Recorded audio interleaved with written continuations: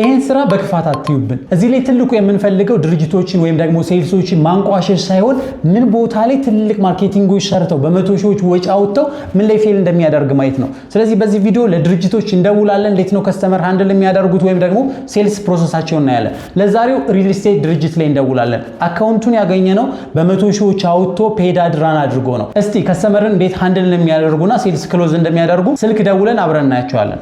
እሺ ፌስቡክ ላይ ካገኘነው አንድ ሪል ስቴት ደውለን እንዴት ሃንድል እንደሚያደርጉን አብረን እናያለን። ኦኬ ጤና ይስጥልን።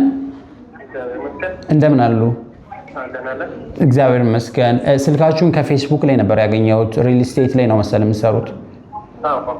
እሺ መልካም። እስኪ ሪል ስቴት ለመግዛት ነበር የፈለግነው። ምን አይነት ነገሮች ነው ያሏችሁ? ዋጋቸው ስንት ነው? ኦኬ አንድ መልሼ ልደውልላችሁ። መልካም እሺ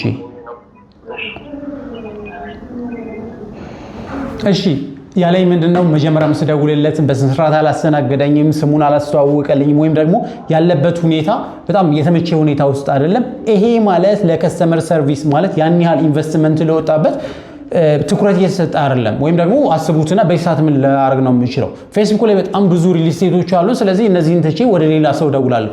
ምናልባት ግን መልሶ ከደወለ እስኪ አብረን እንዴት እንደሚያደርግ እናያለን። ይሄኛው ግን ኦልሞስት ፌል አድርጓል ማለት ነው። ያን ያህል ማርኬቲንግ የተሰራበት ሪል ስቴት ፌል አድርጓል።